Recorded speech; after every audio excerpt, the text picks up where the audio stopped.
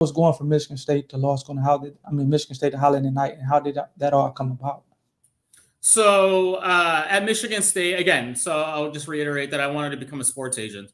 Okay. And so when I was at Michigan State, one of our professors, his name was Daniel Barnheiser, Professor Barnheiser, Smart guy. introduced me to another professor his name was Professor Daniel Katz. He's now at Northwestern.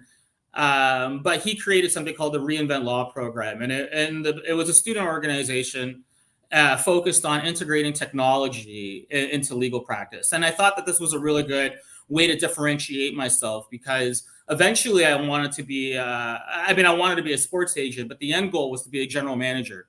And so of a professional sports team. And so the way that I kind of mapped that out was I was going to go to law school. In law school, I would have created this brand, and then I would latch on with a sports team and work in the legal department of a sports team. And then from there, try to latch on to the player development side of the team, and then work my way up to the player development side and get into the front office. And so I realized that being introduced to Daniel Katz and this legal technology, that one of the things that I could do, sorry, it's just looking like I'm going into heaven right now. One of the things that I realized was general counsel's offices of sports teams act a lot like general counsel offices of any different business organization. So the opportunity to inject technology into the daily operations of a general counsel's office of a sports team may be a competitive advantage, because at that time I was unaware of sports teams using things like document automation and machine learning and Lean Six Sigma in their practices, and decreasing the operating costs of the general counsel's office of a sports team. So I learned about legal technology, and through one of these boot camps, which is a weekend kind of educational program regarding legal technology, I learned about Twitter and LinkedIn, and how to use Twitter to create a brand of yourself. And so I created a Twitter profile and started tweeting about sports and the different things regarding sports and business. So I had that on the side. And then as well, I learned of a program called Law Without Walls, which is based out of University of Miami. And it was an international student program where students from all around the world, from like really, really good universities and law schools, would come together. About 50 of the top law students from around the world would get together. They get split up into teams, and then you solve a problem that the program would provide you. And so I was part of Law Without Walls, and so I was working with students from Spain and Romania and Chicago, and we were all part of the same team. And so I went through that Law Without Walls program. And the thing with Law Without Walls is every Wednesday you would have a mandatory webinar. And so I would watch these webinars on different aspects of the legal industry. And one of the webinars was on blockchain technology. And so to go back to Twitter, through tweeting about sports and the business of sports, I came and sports is certainly predicated on contracts. Everything in the sports world is a contract. And so going through Twitter, I found a hashtag smart contract. And so I was like, okay, what's a smart contract? And so I started reading about smart contracts, and then that led me to blockchain technology. And I was reading up on blockchain technology, and I realized, wow, this is going to be the financial infrastructure of the future. And at that point in time, there were only a handful of people on Twitter that were tweeting about the legal implications on blockchain technology, and I being one of them. Furthermore, I was probably the only law student at the time talking about blockchain technology and the law.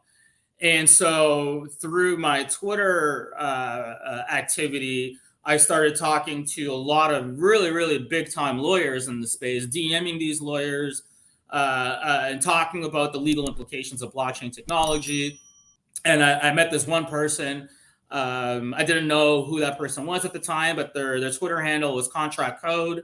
And so me and this person, we were talking for like a year about blockchain technology and the law. And again, I had no idea who this person was. So going back to Law Without Walls, one of the webinars was on blockchain technology. So I decided to research the presenters. And one of the presenters was a gentleman by the name of Josiah Dewey. And so I did a little bit of research on Josiah Dewey, realized that he had a Twitter handle, found out that his Twitter handle was Contract Code. And I was like, oh, wow. Well, I've been talking to this person for like a year. Right. I didn't know who this person was, but now I know who this person was. And it was around the time of me sending out resumes to different law firms. And you and I went to Michigan State.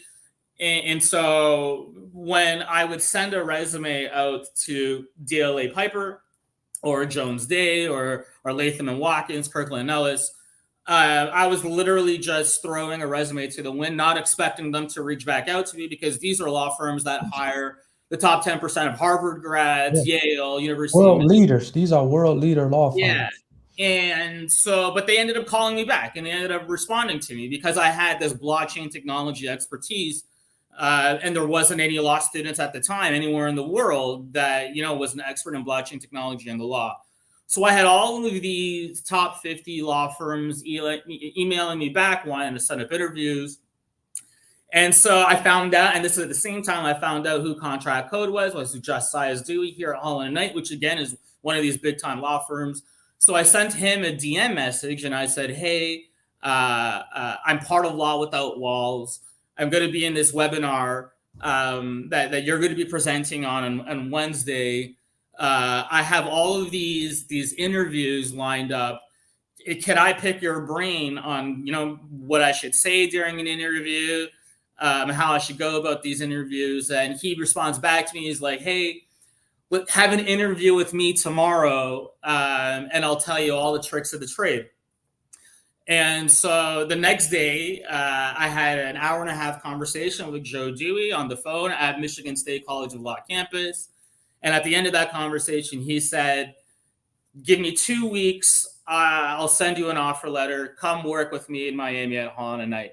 And I remember, I called you right after. And I said, man, things are going down.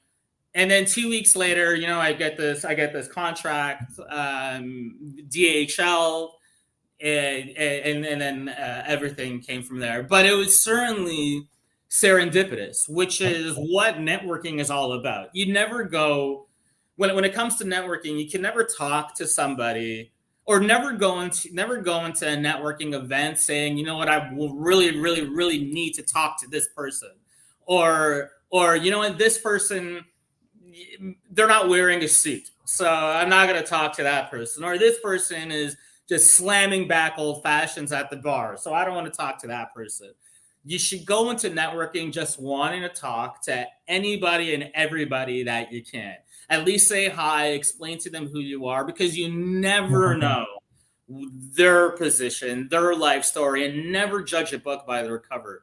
Always just talk to anybody and everybody, because that's what networking is all about. You never know the gold mine that is on the other end of that person. And you never know, like, you may meet like a lifelong friend, and then you guys are friends, and then during your friendship, opportunities will come up. Obviously, being friend is the most rewarding thing of it. But I had, talking to Contract Code for a year, not knowing who that person was, didn't know that they had the hiring power that they did. Had I known that, maybe I would have been less authentic, right? Maybe I would have tried to present maybe I would have been more cordial and more stern and more, stuck up and narrow-minded.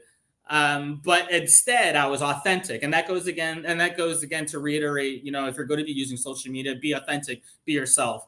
And especially when networking, be authentic, be yourself, because you never know who's on the other end of those conversations. And it was just so serendipitous that I used Twitter. I used Twitter to create a brand. And then the ideal story came through where I was able to secure a job through Twitter.